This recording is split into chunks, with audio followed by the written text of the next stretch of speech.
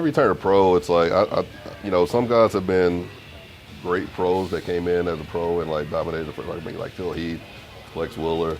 And but when I turned pro, man, it was almost like it was kind of like starting over for me. It was almost like when I went out to my first pro show, I felt like an amateur. I felt like I was humbled, of course, but I was there. I remember Brandon Curry was there, Cedric McMillian was there. I remember guys were there that I remember reading up in the magazines when I was a kid. So if anything, I was just like, man, like, all right, I'm one of the big guys, but mentally, I didn't feel like it. If anything, I felt like I was there just as a experience. You got to respect everyone, of course, but at the same time, you got to have the mentality. It's like, man, I'm finna go out here and I'm finna handle up. So that's kind of what it's like now, and compared to before, because it's like I got a couple shows under my belt. Stage presence feels good now, and like I said, the posing's worked on, of course, and it's just mental. I mean, you can be the biggest, hardest, tightest, most aesthetic person out there, but if you don't show it, then those judges will see it. So, and the whole point is like displaying it. So. One thing that's come from my shoulder feeling better is that I could never really squeeze as hard on that side as I could on the right side. So I'd always like try to like squeeze evenly, if that made sense. So I was like going like sub-maximal on that side, because I couldn't do it as hard on this side as that side, and then this side was just up. But getting that like squeeze on everything, the contraction I'm able to get's made the biggest difference.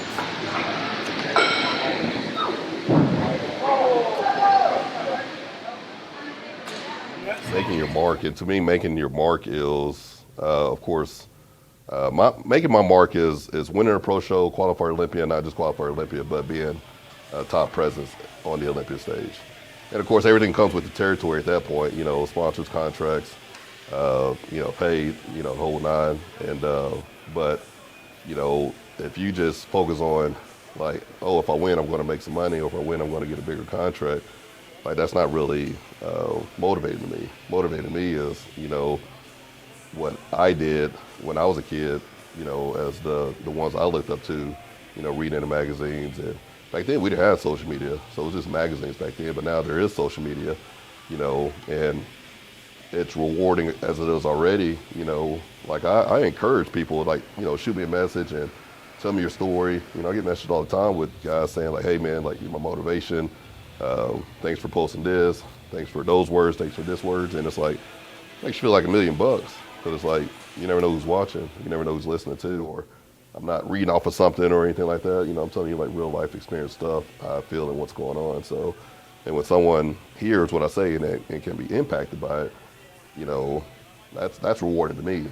And of course, the more I get out on that stage and make a mark and win and, dominate and qualify for Olympia, and not only qualify for Olympia, but be a presence, known on the Olympia stage, it's that's the real rewarding thing for me as far as it goes. And then, of course, not just being a presence on the Olympia stage, being Mr. Olympia, of course. Like, what top open bodybuilder doesn't want to be Mr. Olympia? If you don't have that image in your mind, then it's like, what are you competing for?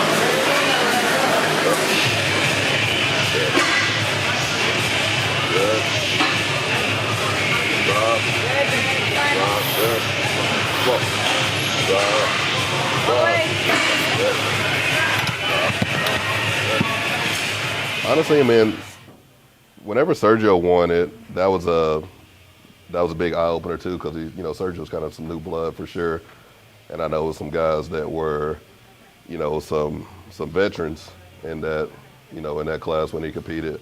So, I mean, it kind of showed like sky's the limit. I mean, you bring it as far as size, conditioning, stage presence, which is something we're working on hugely right now, because that is one thing that kind of like we was talking with Johnny the other day. It's like I train hard, train heavy.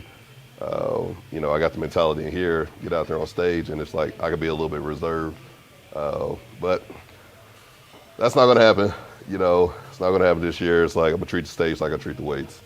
So working with Ray Baker now, and that's good because showing me a lot of new transitions. And honestly, the goal is, I remember when I did my first pro debut, the Ferrigno, talking to Cedric McMillian, and even though I didn't get my routine right even at that show, I remember Cedric being behind me, and he was just Cedric's a good guy, man, but he was just tripping me out the whole time. Like, he was just telling me about what he's about to do for his routine and showing me his poses and stuff like that. So ultimately, when I went out there on stage, man, I was chill. I was like, I wasn't nervous or anything like that, because it just kind of showed me as well too, like, man, that's kind of what it takes, like, to just, I mean, you got to loosen up a little bit, and as well as loosen up, man, but you also got to be aggressive too.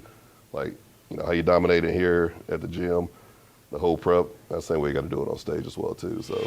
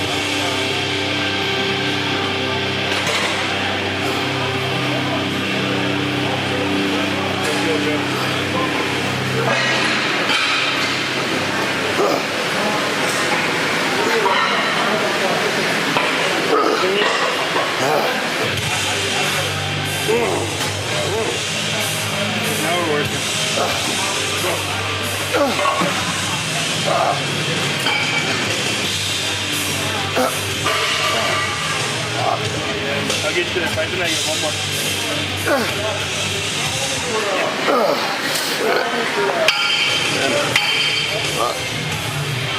Yeah, even Ronnie said that back in the day. Like, he treated, and that's kind of what you got to do. Like, you got to treat, bodybuilding as if it is your job. It's like going to the office.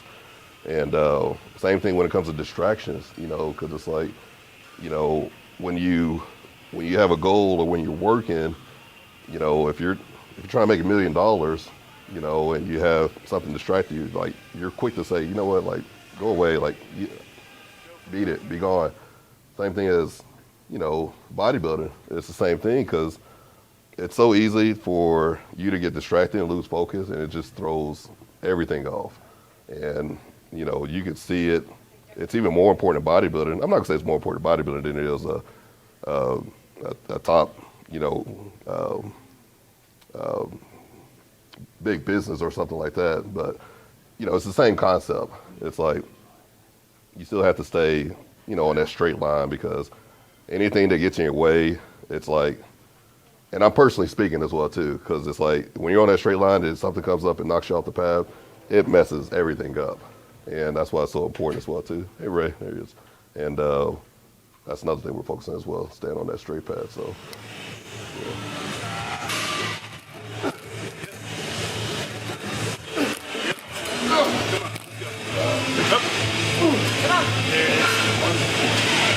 yeah.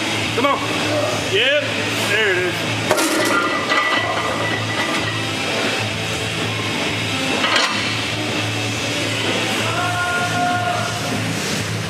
see. That's how you know we're getting more comfortable with each other. Incline machine, spotting him from behind. Right. By the time we got to the shoulder press, I'm in front of him. Oh, you got Joe. Yeah, it is.